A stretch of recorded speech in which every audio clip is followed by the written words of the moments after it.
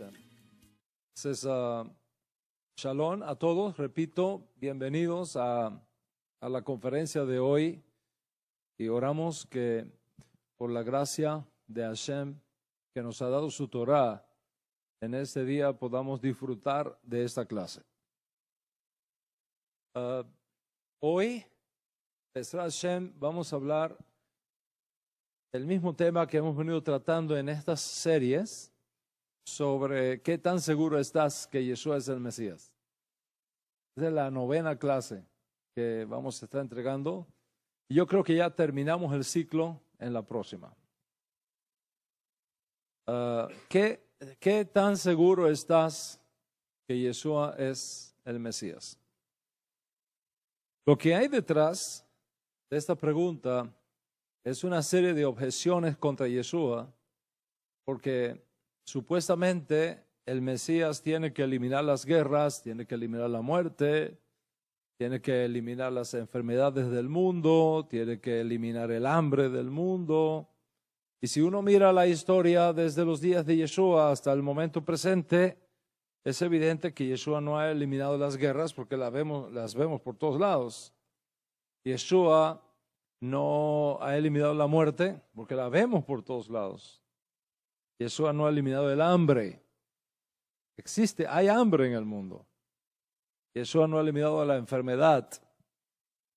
Las enfermedades siguen creciendo en el mundo. Yeshua no ha reconstruido el tercer templo. Yeshua no ha traído de vuelta a las ovejas perdidas de la casa de Israel.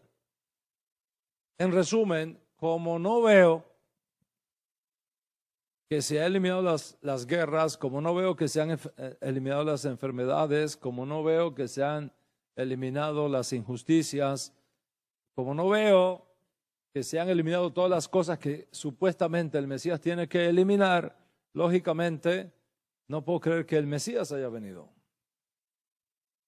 Y si el Mesías no ha venido, lógicamente Yeshua no puede ser el Mesías porque no cumplió ninguno de los requisitos que está supuesto cumplir el Mesías. Además de eso, la idea de que el Mesías viene, se esconde y reaparece no es una idea judía, es un invento de los cristianos del primer siglo que anunciaron que Yeshua era el Mesías, lo mataron, no pudo hacer todas las cosas que el Mesías tiene que hacer, y entonces inventaron la idea de que, bueno, vendrá otra vez y entonces sí hará todo lo que está supuesto que el Mesías haga. Bueno, está bien, si viene y es él, ok, yo esperaré a ver. Cuando yo vea, entonces yo voy a creer. El creyente desinformado escucha este tipo de objeciones, se queda sin palabras. A veces este argumento se vuelve como un gusanito en la cabeza que empieza a traer dudas, en tanto que ese concepto de un Mesías que aparece, se esconde y vuelve a aparecer, supuestamente no es parte de la idea judía del Mesías. Ese es el asunto que está en la mesa en la conferencia de esta tarde. Yo he venido explicando por 8 clases previas. De paso, si no has escuchado estas clases previas, te animo a que las escuches porque lo que voy a decir hoy está basado en lo que ya ha sido dicho previamente. He venido explicando que para comprender la idea de un Mesías que aparece, se esconde y reaparece, tenemos que hacer un esfuerzo por comprender 2 conceptos fundamentales en la teología judía. Primero, cómo funcionaba la mente de los rabinos antiguos, cómo los rabinos antiguos dialogaban con la Escritura, cómo los rabinos antiguos intercambiaban, cómo los rabinos antiguos interpretaban la Escritura. Ese es número 1. Y número 2, el concepto judío del Mesías escondido en cada generación. el concepto del Mesías escondido en cada generación. Voy a repetir esto porque es sumamente importante. Para comprender la idea de un Mesías que aparece, se esconde y reaparece, tienes que conocer dos conceptos fundamentales. Primero, cómo era que los rabinos antiguos interpretaban la Escritura. Y segundo, la teología judía del Mesías escondido, que es conocido desde antes de la creación, pero que está esperando, según algunas fuentes judías, en las puertas de Roma, esperando su revelación al pueblo judío, según designio del tiempo perfecto de Dios Altísimo.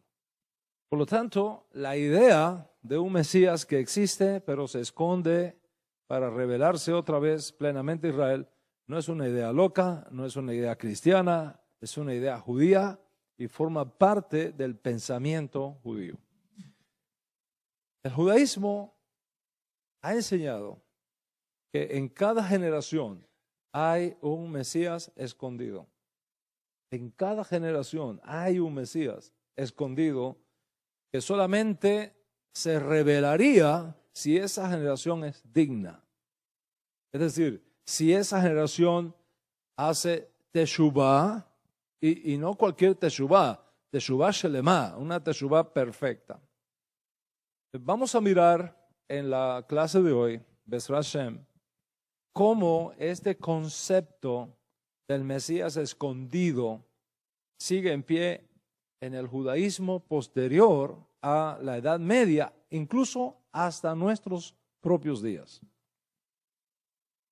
Hay una costumbre extraña que surge en Europa a partir de la Edad Media entre las comunidades judías europeas.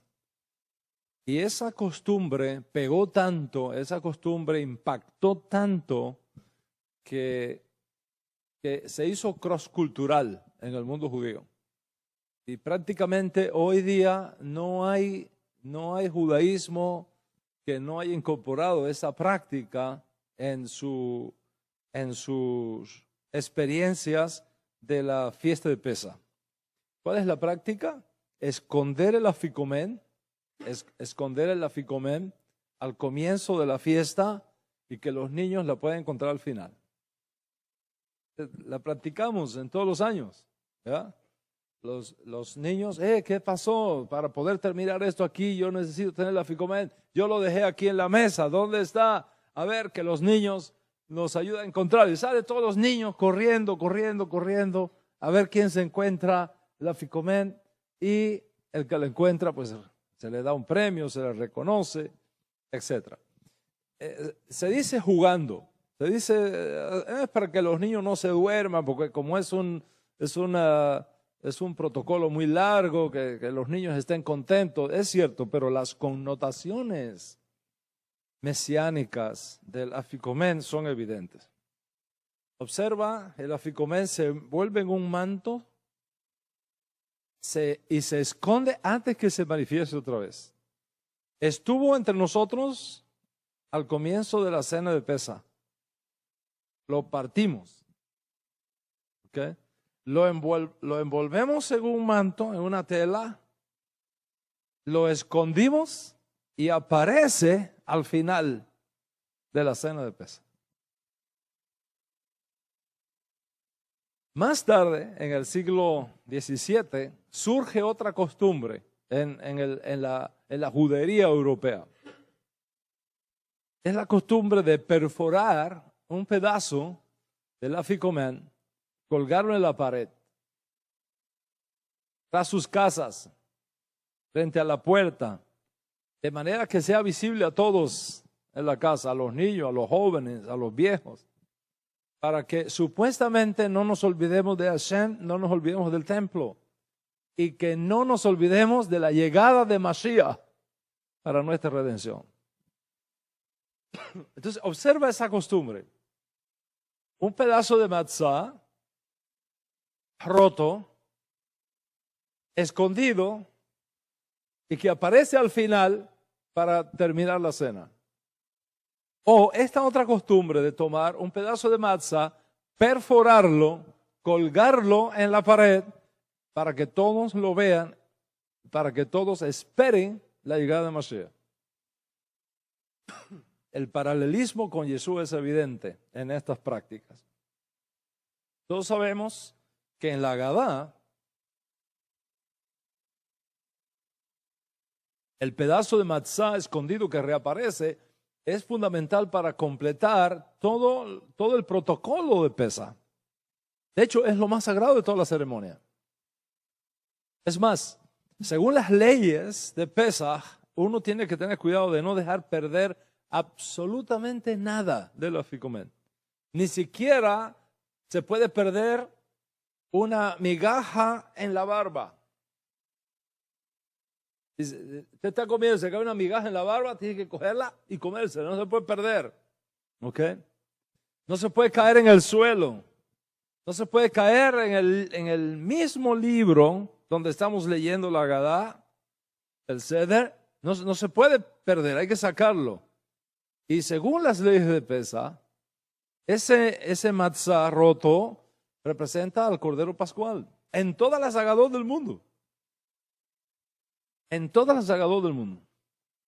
Es la imagen del Mesías escondido esperando revelarse, aun si no queremos darle ese significado, por las implicaciones evidentes que tiene con respecto a Yeshua. De hecho, el ritual de comer el aficomen escondido, ¿ok?, pero que al final de la cena aparece, lo llamamos safún. Safún, que quiere decir lo escondido.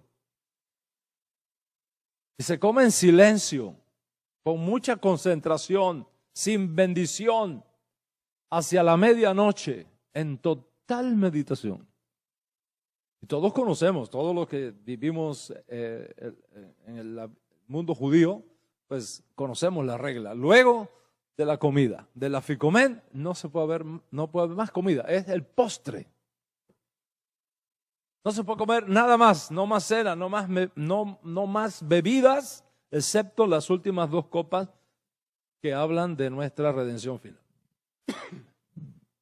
De hecho, hay una oración en arameo muy antigua para el momento de la ingesta del aficomen, que dice, y cito: estoy listo y preparado para comer el aficomen con la mira de unir al Hakadosh Baruj Hu y su divina presencia por medio de este guardián secreto y escondido a favor de todo Israel. La pregunta es, ¿quién es este guardián secreto que protege a Israel?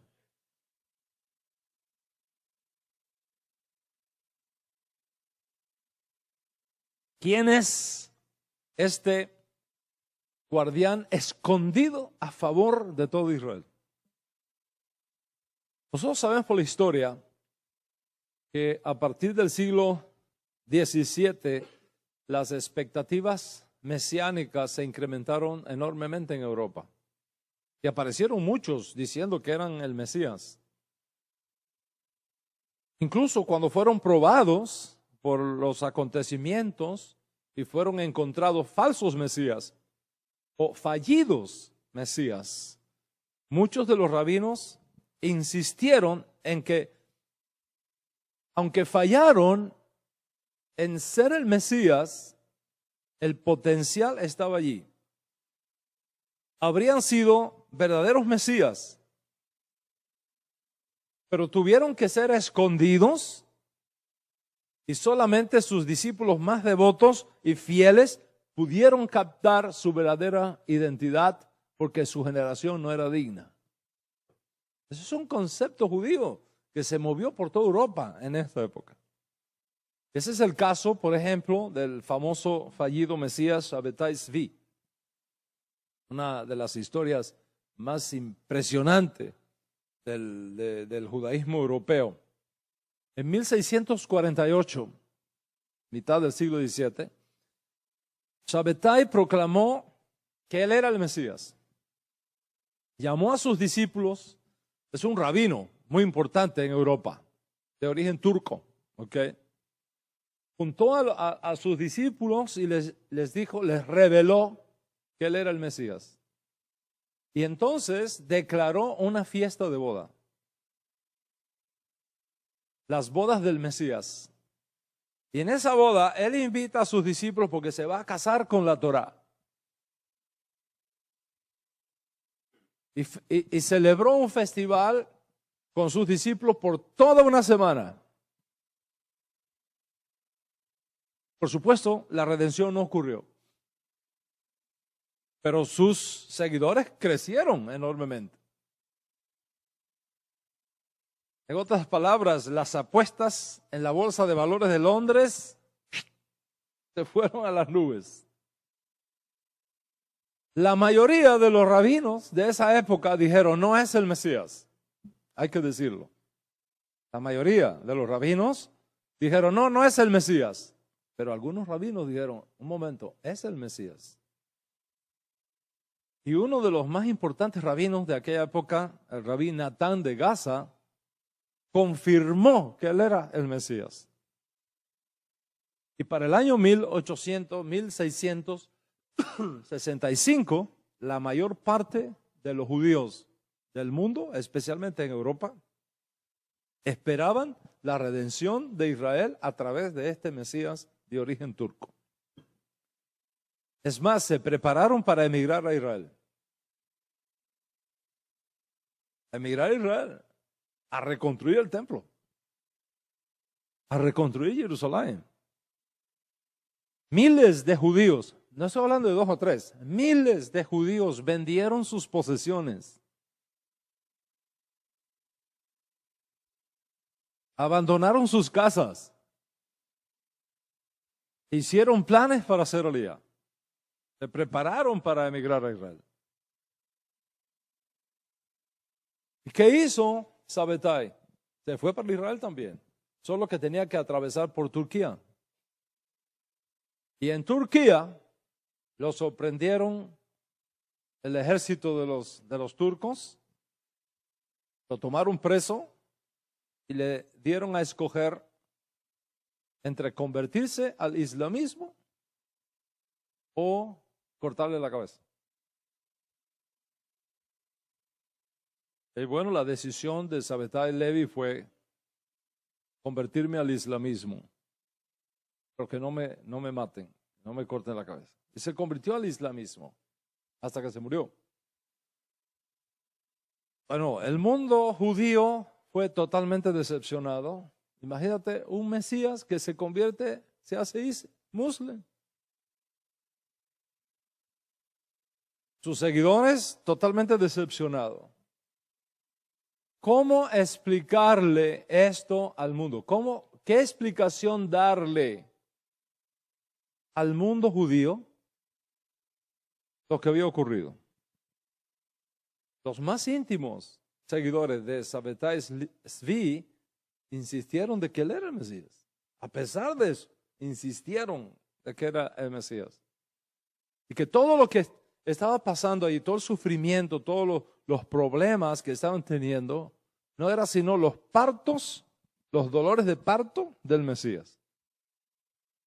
Y segundo, que el Mesías, el rabino Sabbatai Tzvi, el Mesías, al convertirse al islamismo, lo hizo para poder redimir las chispas de santidad que estaban escondidas en el islamismo.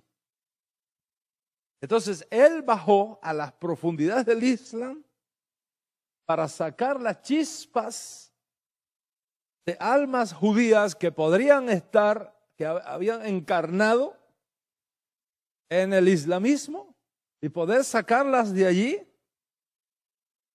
Y eso implicó que por un tiempo esté escondido de nosotros, pero que finalmente él va a regresar para completar su tarea.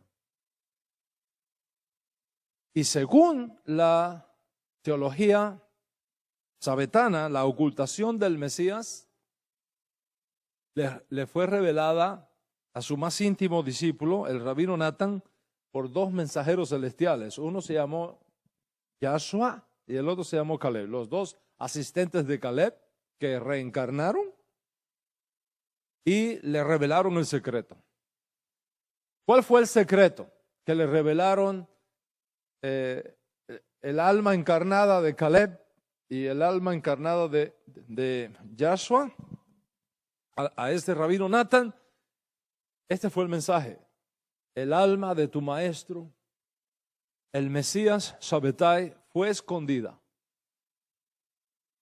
Fue escondida hasta el día de la expiación, para el tiempo de Neilá. Y todo el que piense que él ha muerto, como todos los demás hombres mueren, cometen un grave pecado. Ese fue el mensaje. Y esa fue la respuesta que dio el judaísmo shabbetano al pueblo judío después de aquellos incidentes. ¿Qué decir? Que desde esta perspectiva, el rabino Mesías Shabbatai Zvi ha ascendido, se ha ocultado, ha sido absorbido por las luces celestiales, fue a casarse con la hija de Moshe Rabenu. Y si somos dignos, él va a regresar otra vez.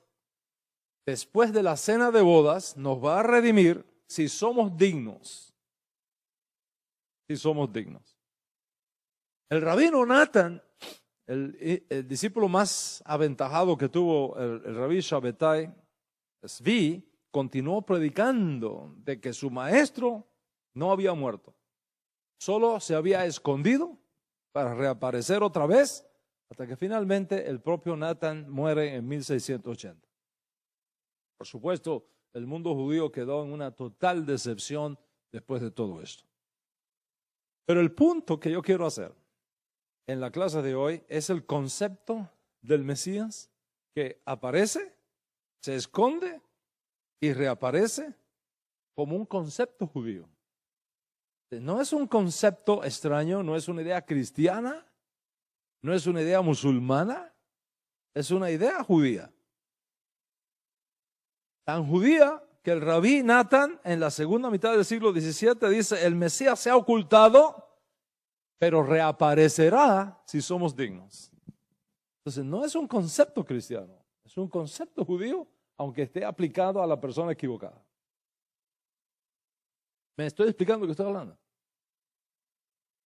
Pensemos en el caso del rabí Nachman de Breslov. La tensión entre la necesidad de revelar y dar a conocer los misterios, por un lado,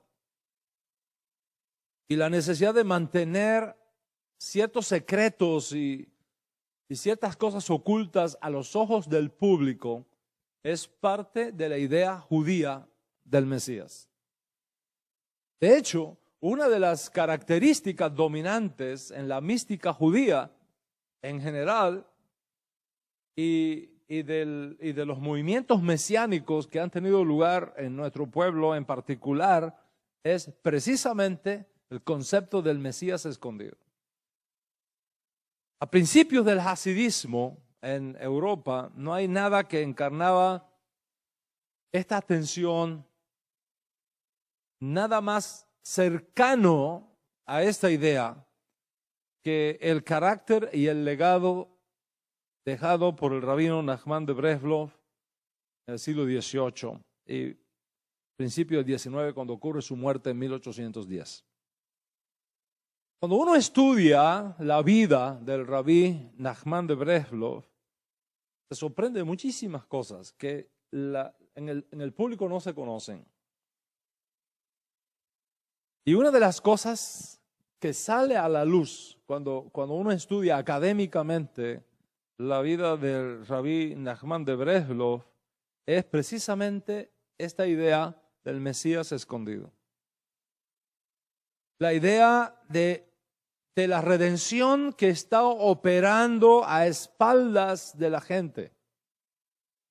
La idea de la redención que se está manifestando en secreto. y que juega un papel central en el mundo del Rabí Nachman de Breslau. Los discípulos del Rabí Nachman de Breslau nos hablan de un manuscrito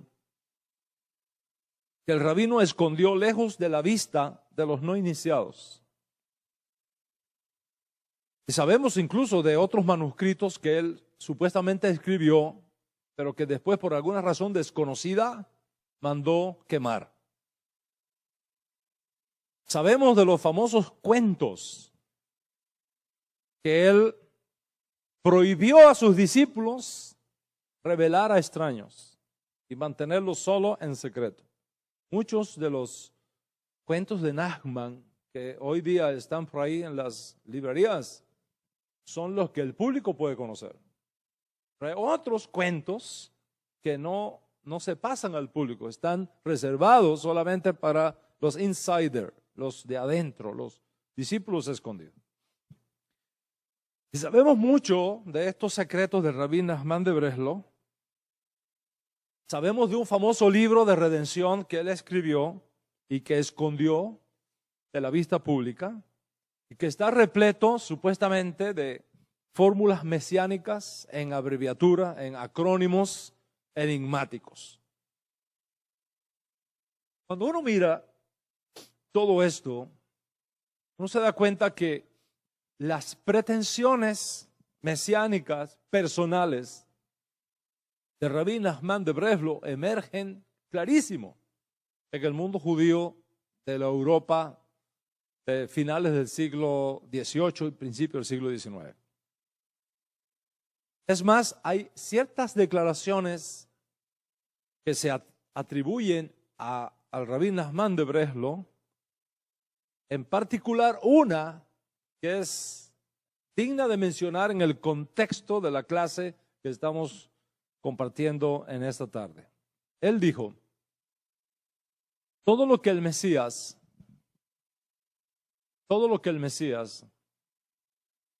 pueda hacer para beneficio de Israel, yo también puedo hacerlo. Piensa en esa frase. Todo lo que el Mesías pueda hacer para beneficio del pueblo de Israel, yo también puedo hacerlo.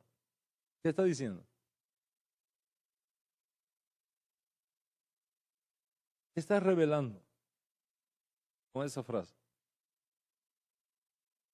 Está revelando que él se vio a sí mismo como un potencial Mesías.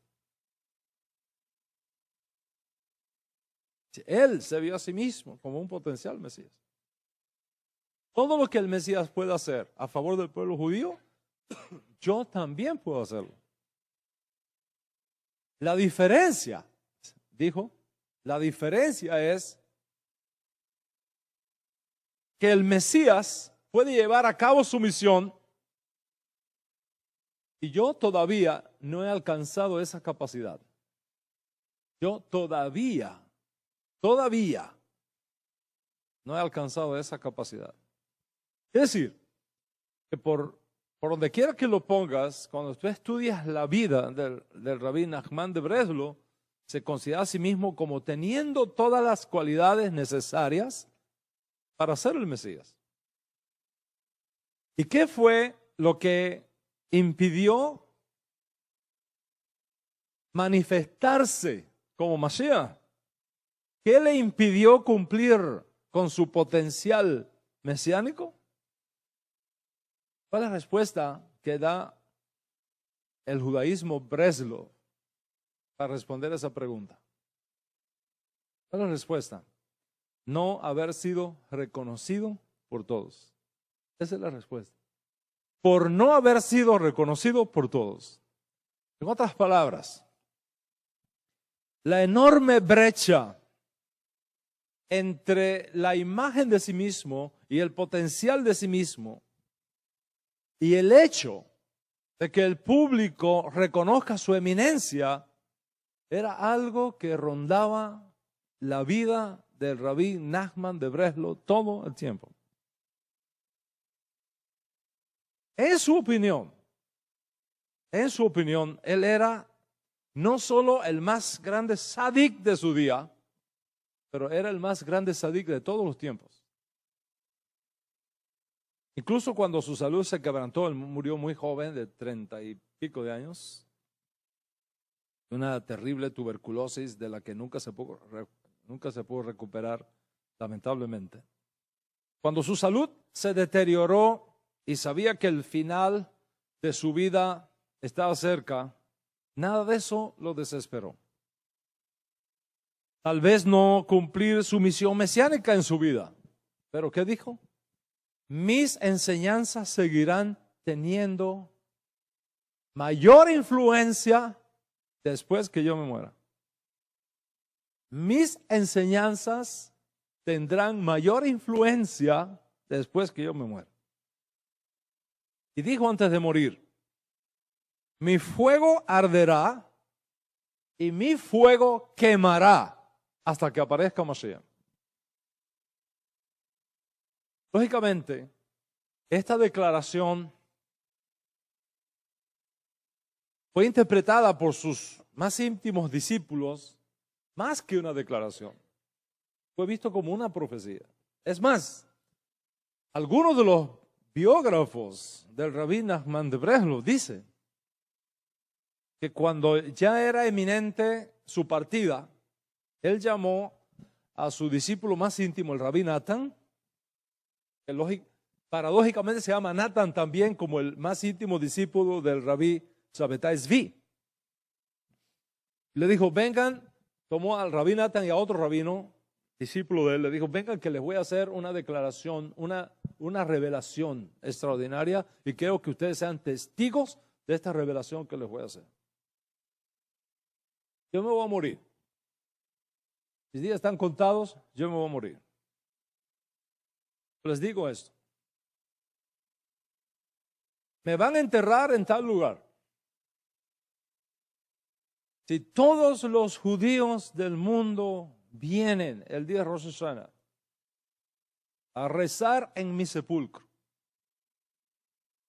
hacen teshuvah y dan una sedaká, yo les prometo que los voy a sacar a todos del Geinón, aunque sea colgado del peyot. Yo los voy a sacar a todos del Geinón.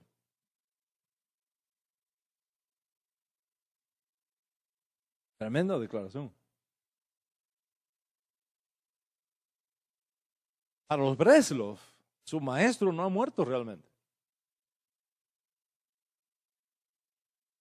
¿Cómo lo explican? Está escondido en un nivel superior y es por eso que todos los años van a su tumba en Uman, la antigua Unión Soviética, hoy día Ucrania, esperando cada año ir allí para que el Rabí Nachman le perdone todos sus pecados. Y le dan vuelta a la tumba, cantan, encienden fogatas y le dan vuelta a la tumba, invocan su nombre para que les perdone todos los pecados. Absolutamente convencidos de que el Rabí Nachman los va a sacar, si es necesario, del Geinón. Y usted puede mirar, no hay un solo Breslov que no le rece a Dios si no es por los méritos del Rebbe Nachman.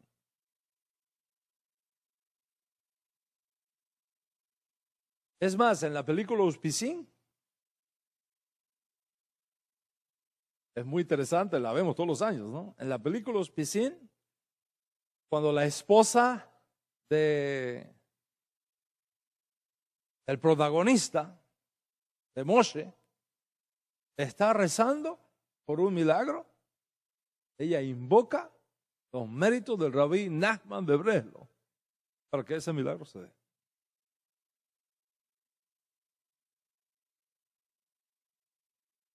Quiere decir que en la mentalidad y en la teología judía de la secta Breslov, el mundo judío se va a convertir finalmente en Breslov. Todos se van a hacer Breslov.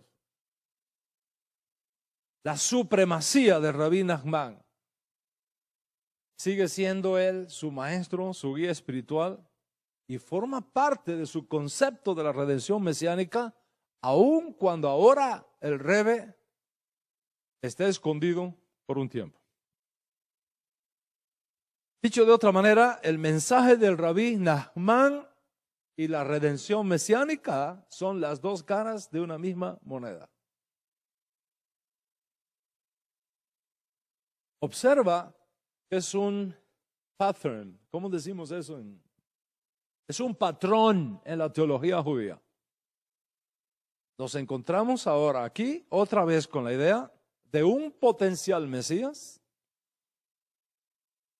que sufre, mas no por sí mismo, sino por Israel, que no es reconocido, que se esconde, pero que llegará un día cuando todos le reconocerán y cuando todos seguirán su enseñanza.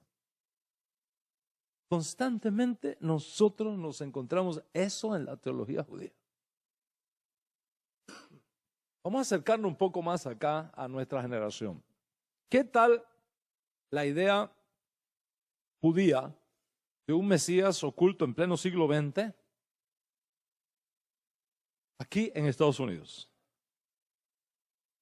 Me estoy refiriendo al rabino Menachem Mendel Schneerson, séptimo Rebbe de la septa judía Lubavitch. Su sepulcro está con nosotros aquí en New York, donde yo tengo mi clínica. Está casi en backyard, en el patio, donde nosotros tenemos nuestra clínica en New York.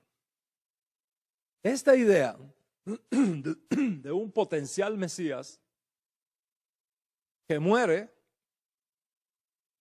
sin haber redimido totalmente a Israel se interpreta entre los Lubavitch exactamente con el mismo concepto. Un Mesías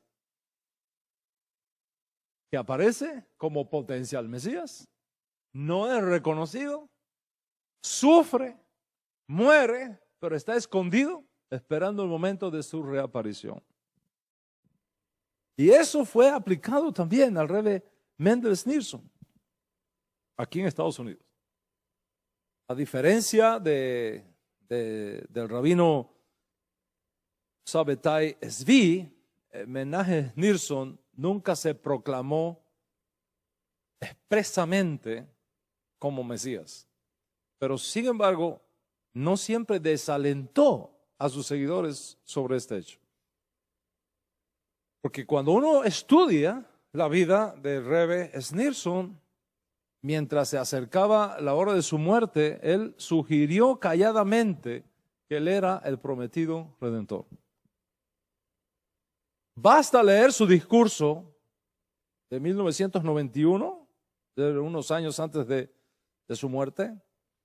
Su discurso de 1991, que casi es un mensaje a título póstumo, donde se lee entre líneas la autoproclamación mesiánica del Rebbe Schneerson.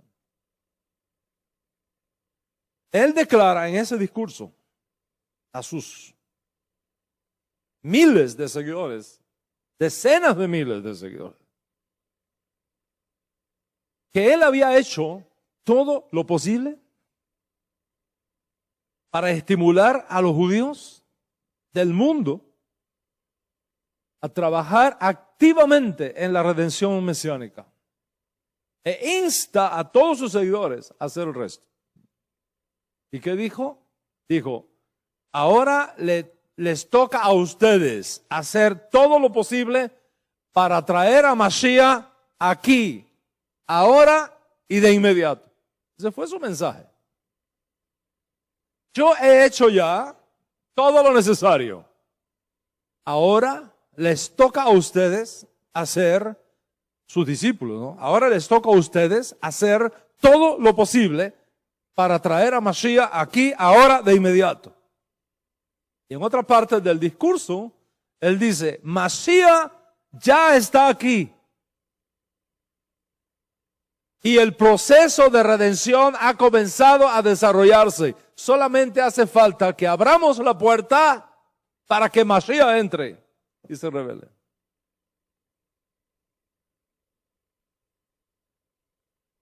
Y este discurso fue lo que causó que sus discípulos sacaran el famoso eslogan, Mashiach ahora. We want Mashiach now. No sé si ustedes han visto ese eslogan.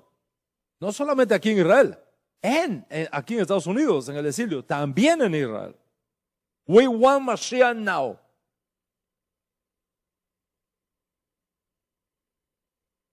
Queremos a Mashiach ya. Ahora. Ashaf.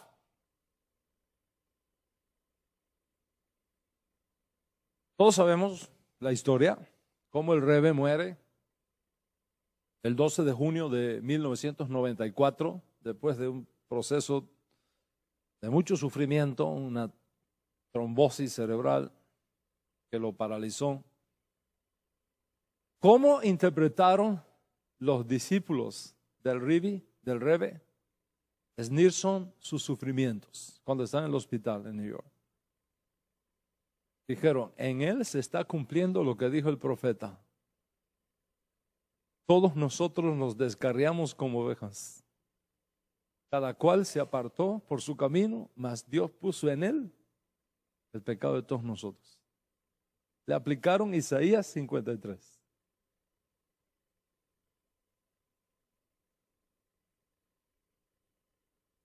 Y encima de eso, lógicamente, la creencia de que el Rebbe sería el Mesías, que traería la redención a su pueblo, cambia completamente a raíz de su muerte. Cuando él muere, físicamente, sus discípulos comienzan a racionalizar, a filosofar acerca del significado de su muerte. Algunos de sus discípulos dijeron, no nos hemos equivocado. No nos hemos equivocado. ¿A qué se refiere? A una reunión de 1000 rabinos, Lubavitch, que hicieron una convocatoria, se reunieron en New York y declararon oficialmente que el Rebbe Schneerson era el Mesías. Cuando él muere, ¿cómo explicar esto ahora? Hemos dicho de que el Rebbe es el Mesías por una profecía que viene de varias generaciones atrás, de que el séptimo Rebbe de la dinastía Lubavitch sería Mashiach. Y Menahem Schneerson vino a ser el séptimo Rebbe. Entonces tenía que ser el Mashiach por esa profecía. ¿Cómo reaccionaron cuando el Rebbe muere? Dice, no nos hemos equivocado al declarar que el Rebbe es el Mesías. Solamente hemos calculado mal el tiempo de la redención. Solamente que hemos calculado mal el tiempo de la redención final, pensando que ocurriría en los días del Rebbe. Pero en realidad, el Rebbe no ha muerto. Escucha esto ahora. El Rebbe no ha muerto. ¿Cómo que no ha muerto? Si tenemos el certificado de defunción del hospital en New York. Tenemos el cuerpo presente en el ataúd.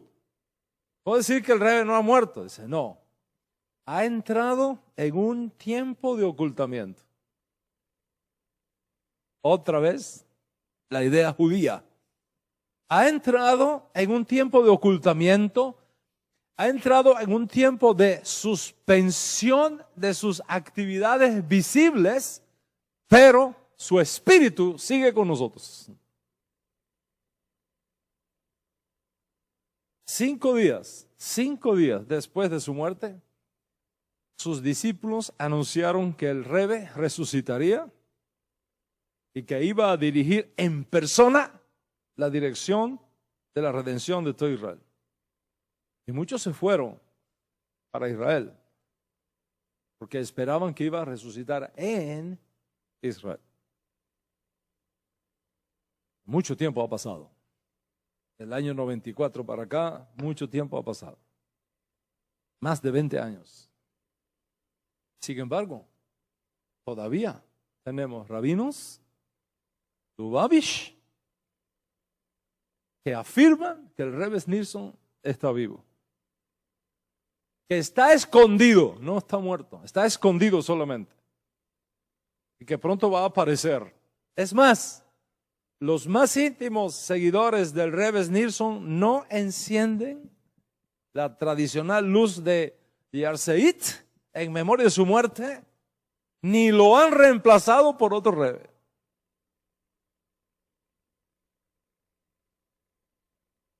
¿Cómo explican los Lubavitch que siguen al Rebbe Schneerson toda esta situación?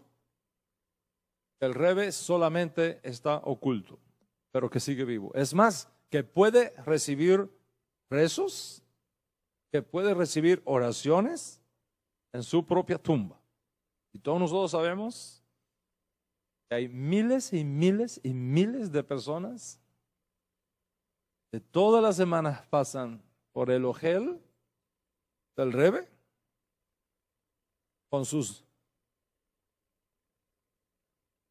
peticiones escritas y las tiran encima de la tumba. Es más, hay páginas de Chabad que tienen una sección donde usted puede escribirle un email al Rebbe. Sí.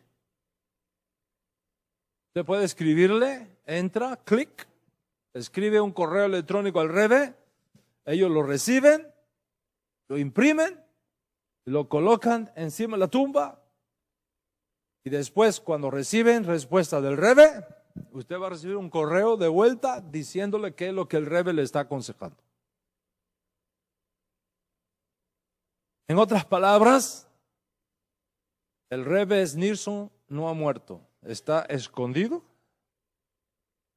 y es capaz de responder a las necesidades más apremiantes de sus seguidores, como tenía por costumbre hacerlo cuando estaba vivo.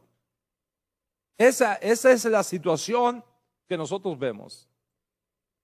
O sea, cuando tú pones todo esto en perspectiva, nos encontramos vez tras vez en toda la historia judía seguible, en toda la historia judía verificable, el mismo concepto. Un potencial Mesías que no es reconocido, se esconde hasta que llegue el día de su total aceptación y de su total reconocimiento. Compara esto con lo que está en la mesa en la clase de hoy y que hemos venido considerando en las últimas semanas. La idea de un Mesías que aparece, que se esconde y reaparece. Cuando esta idea se aplica a cualquier candidato, no hay ningún problema. El problema es cuando se aplica a Yeshua. Si se aplica a Yeshua, un momento, eso es una idea cristiana. La idea de un Mesías que aparece, se esconde y reaparece, eso no es una idea judía. Eso es un invento cristiano. Cuando tú tomas ese argumento y lo confrontas con la historia judía, con la realidad de la experiencia judía, con las enseñanzas de los rabinos judíos que han pasado por todos estos procesos de movimientos mesiánicos en nuestro pueblo a lo largo de los siglos, llegas a la conclusión de que esa idea de un Mesías que aparece, se esconde y reaparece no es ningún invento cristiano, es una idea judía, es un concepto judío y forma parte de la teología judía acerca del Mesías.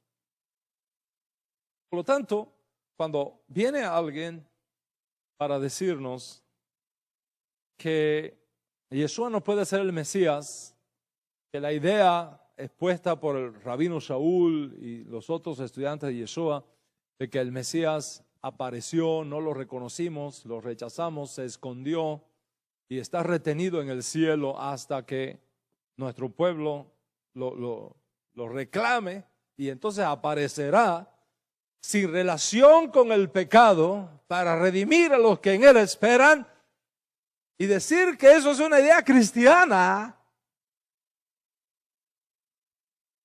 es un insulto a la teología judía. Y es una falta de respeto al concepto judío del Mesías, que siempre ha tenido esta idea en todos los tiempos de nuestra historia de redención. Es evidente que tal objeción es más apologética que académica, porque hemos demostrado que tal idea no es una idea cristiana, es una idea judía formada dentro del escenario que dan estos dos conceptos necesarios para comprender el concepto, la idea. Primero, ¿cómo era que los rabinos antiguos dialogaban con la Escritura? ¿Cómo era que los rabinos antiguos interpretaban la Escritura? Y segundo, hay que entenderlo dentro del concepto de la teología judía de un Mesías escondido, un Mesías que no se revela, un Mesías que es sot, que es un misterio.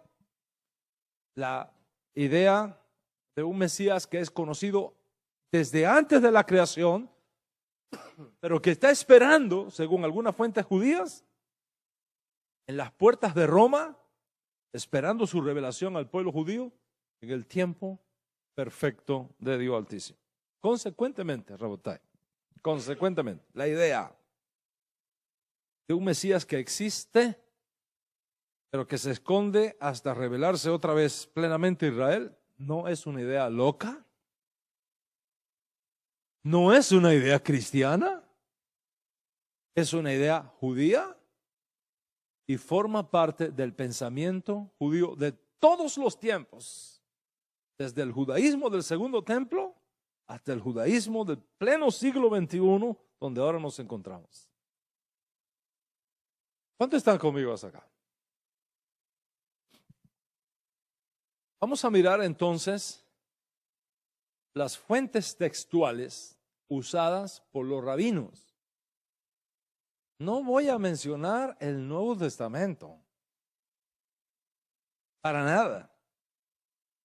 Porque si menciono el Nuevo Testamento caigo en un pensamiento circular. No voy a usar el Nuevo Testamento, no voy a usar el Código Real. Voy a usar la Biblia hebrea, la interpretación que de algunos textos de la Biblia hebrea han hecho sabios judíos y fuentes judías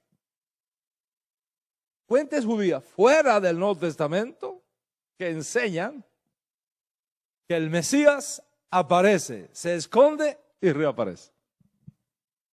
Pero ese es el tema de la próxima clase. Cuando vamos a terminar esta serie de 10 lecciones sobre el tema, ¿qué tan seguro estás que Yeshua es el Mesías? Por supuesto, ni te pase por la mente la idea que al concluir esta serie se van a terminar las objeciones. Ni se te ocurra que eso va a pasar. Porque no hemos terminado esta serie y ya me están mandando correos con otras objeciones.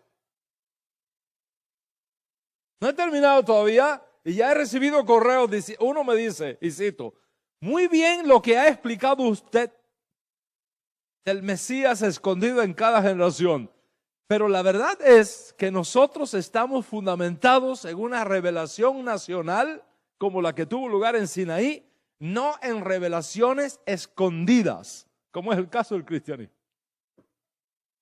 Revelaciones escondidas, es decir, revelaciones privadas, como es el caso del cristianismo. Sí, la matraquilla y la sujeción. No terminó y ya levanta otra. Esta mañana, yo no sé si ustedes recuerdan cuando se leyó el Código Real, que el profeta Simeón en el templo tomó al bebé, Yeshua, dijo, este está puesto para controversia grande en Israel, para el levantamiento y caída de muchos, pero también está puesto para ser luz para los gentiles y gloria de tu pueblo Israel.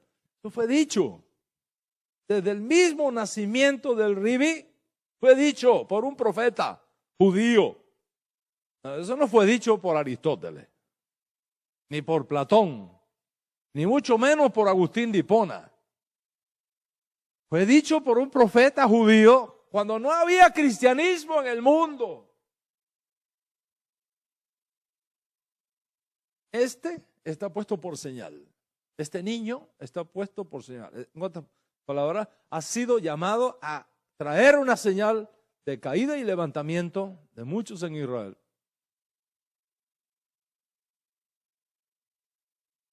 Porque alrededor de él se va a levantar una controversia grande. Y será luz para los gentiles y gloria de tu pueblo, Israel. Y después conocemos la famosa frase de ya puedes llevar a tu siervo en Shalom porque han visto mis ojos tu Yeshua, tu salvación.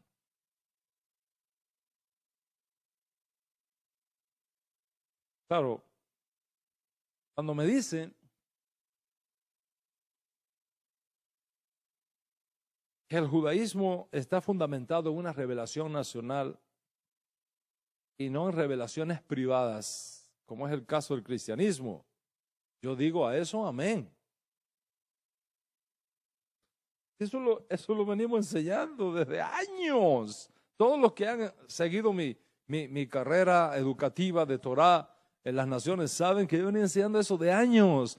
Yo he dicho y lo repito, el judaísmo es la única religión del mundo que puede demostrar científicamente su origen divino. ¿Y por qué lo puede hacer? ¿Por qué lo puede hacer? Una simple razón. Hashem se reveló a todo nuestro pueblo Israel al pie del monte Sinaí. No fue una revelación privada que nadie puede demostrar. Fue una revelación pública. Millones de personas oyeron la voz del Eterno diciendo, Anoji Hashem Elohim. Una revelación nacional. No es un cuento de camino. Es una revelación nacional. El cristianismo, tanto como el islamismo y todos los demás ismos que vienen, que usted pueda añadirle ahí, está fundamentado en revelaciones privadas. Que nadie puede demostrar. ¿En qué está fundamentado el cristianismo? Cuando este caballero iba en su caballo hacia Roma, vio una señal en el cielo, una cruz en el cielo, y oyó un ángel que le dijo, por esa señal vencerás. Y declaró que el cristianismo tenía que ser aceptado como otra religión más en el imperio romano. Lo hizo legal, con una visión que vio. ¿Quién más vio la visión? ¿Quién más vio el ángel? ¿Quién más oyó la voz? Zero. Y del primo, pues ya sabemos, ¿no? Un ángel escondido en una cueva, dictándole el famoso libro. ¿Quién estaba allí para comprobar? Yo también mañana, ¿verdad? Yo me puedo preguntar y decir, mira, que a mí se me apareció un santo ángel y me dijo que escribiera un libro y que esto reemplaza la Biblia. ¿Y cómo piensas tan que te voy a creer? Eso me tienes que creer, porque el justo vivirá por la fe. Me tienes que creer. y ya inventa una nueva religión. Los mormones, con todo el respeto que me merecen mis amigos mormones. ¿En qué está fundamentado el mormonismo? El ángel Moroni, que le enseñó unas tablas a Joseph Smith. Y de ahí viene todo lo que es la secta mormona. ¿Quién estaba allí cuando todo eso pasó? Para demostrarlo. Cuando Hashem quiso revelar su Torah a nuestro pueblo Israel, ¿cómo lo hizo? En pleno desierto, delante de todo el mundo es testigo aquí. Por lo tanto, si algún día Hashem va a quitar la Torah que allí nos dio, nos va a juntar a todos otra vez y les va a decir, señores, les tengo un nuevo libro. Y entonces cambiaremos la Torah. Mientras tanto, la Torah de Hashem es perfecta, es eterna y ni una yot pasará de la Torah hasta que todo se cumpla.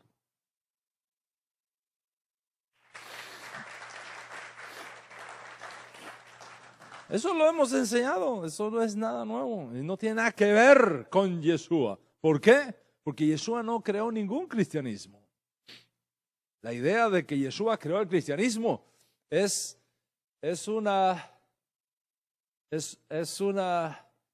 diversionismo histórico. Es una gravísima distorsión histórica. Yeshua HaMashiach no vino a inventar ninguna religión, no vino a crear una nueva religión, vino a confirmar la Torah, no a reemplazarla.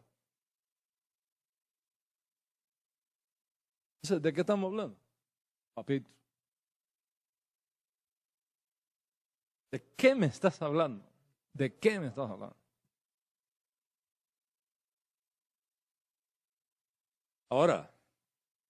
Ahora, no me digas a mí que en el judaísmo las revelaciones privadas no existen, porque entonces tú no sabes nada de judaísmo.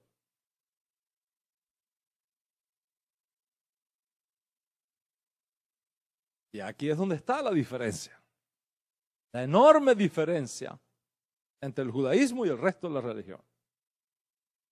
En el judaísmo tenemos revelaciones privadas. Te voy a hacer una. Dios dice la Torah, Lech Lecha. ¿Qué cosa es Lech Lecha? La parasha Lech Lecha. ¿De qué trata Lech Lecha? ¿De qué trata Lech Lecha? Cuando Hashem le dice a Abraham, se le apareció a Abraham y le dice, deja tu casa, tu familia, tu tierra y vete a la tierra que yo te mostraré. ¿Tú estabas allí? ¿Tú lo oíste? ¿Quién estaba allí para decirnos a nosotros que eso pasó? ¿Existen o no existen las revelaciones privadas en el judaísmo? ¿Existen? Moshe Rabenu. ¿Dónde estaba Moshe Rabenu? Cuando se le apareció un santo ángel en la zarza que ardía y no se consumía. En el desierto de Madián, ¿con quién andaba? Con Moshe Rabenu. ¿Tú estabas allí, Jeremías? No, tú no estabas allí, ni yo tampoco, ninguno estaba allí, no había nadie allí, él solo, solito, con ovejas, no había nadie. Y Hashem se le reveló. ¿Me vas a decir que en el judaísmo no hay revelaciones privadas?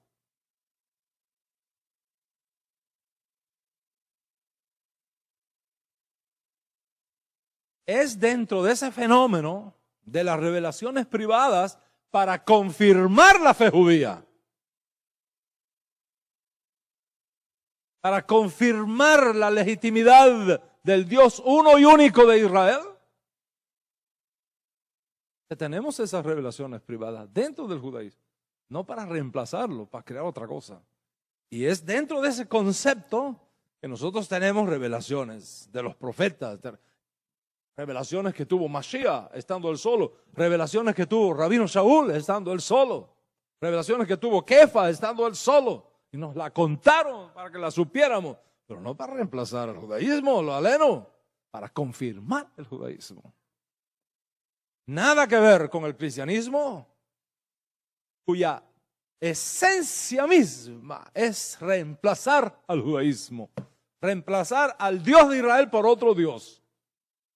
Reemplazar al pueblo judío por otro pueblo. Y reemplazar la Torah judía por otra Torah. We don't have nothing to do with that.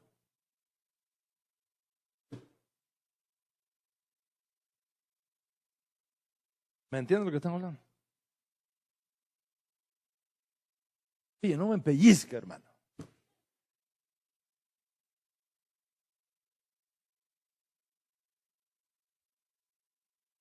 Porque me da cosas,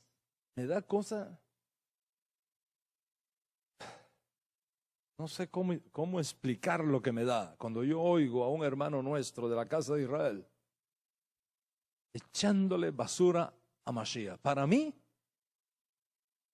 levantar la Shon Hara contra Yeshua es antisemitismo.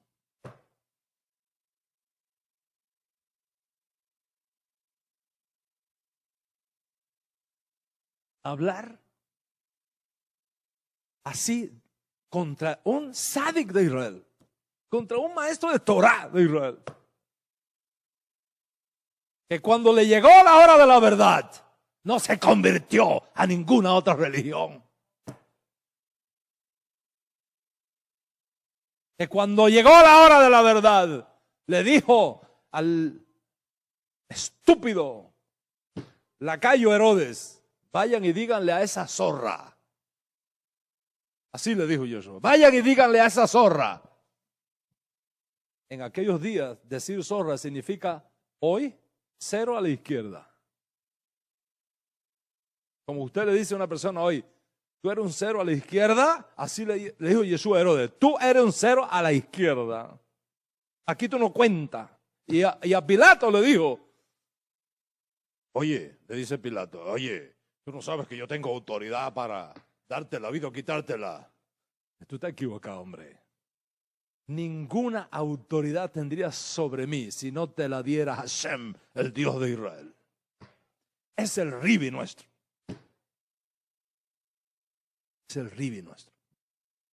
No uno que se convierte al islamismo o a otro para salvar la vida. Y que tú hables en contra de un hombre así. Mira, te voy a decir algo. El cristianismo nos ha robado a Yeshua y nos ha robado el Nuevo Testamento. Y nosotros, los discípulos de Yeshua, tenemos la sagrada responsabilidad de rescatar a nuestro maestro y de rescatar su enseñanza y traerla a donde pertenece, a nuestro pueblo judío. Am Israel High. Les digo algo, como dijo este gran maestro argentino de corte español, Mario Sabán. El error más grande de los rabinos fue no incluir las enseñanzas de Yeshua en el Talmud. Si las enseñanzas de Yeshua hubieran sido introducidas en el Talmud, hoy tendríamos la redención final de Israel.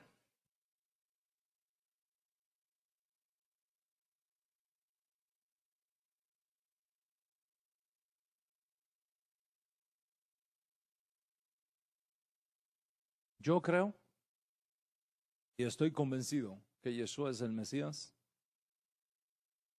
y dedico mi vida a defender su honor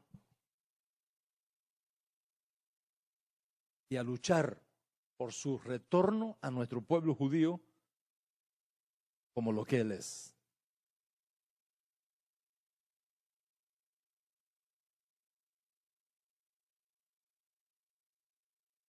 Y además, yo creo que si Yeshua no es el Mesías,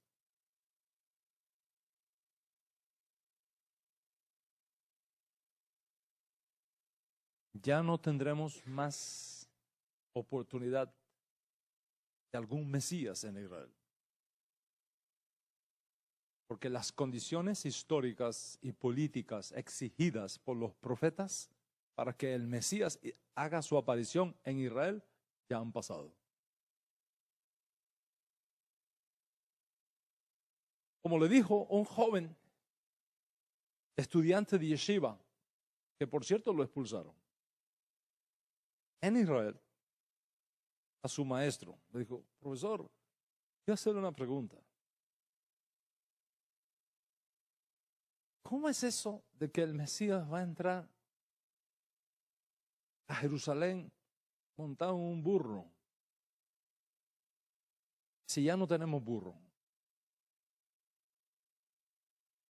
Entonces a mí se me ocurre que esto o ya pasó o ya no podrá pasar. El rabino de la yeshiva le dijo: calla, no hables de esas cosas, porque esos son los secretos del Mesías. Calla, no hables de esas cosas, porque esos son los secretos del Mesías. Si Yeshua no es el Mesías, no habrá más Mesías para Israel, porque todas las condiciones históricas y proféticas han pasado. Y el único que llena esa condición es nuestro Santo Maestro Yeshua Mashiach. Nadie más. Consecuentemente, Rabanán Berrabotai, Hashem, que es bueno, nos permita a nosotros entender estas cosas, defender el honor de Yeshua y tener paciencia. Porque si tenemos paciencia y perseveramos, veremos con nuestros ojos el fruto de este gran trabajo. Porque irá andando y llorando el que lleva la preciosa semilla, pero regresará con regocijo, trayendo no las semillas, las gavillas de las ovejas perdidas de la casa de Israel. Feliz el pueblo que entienda esto.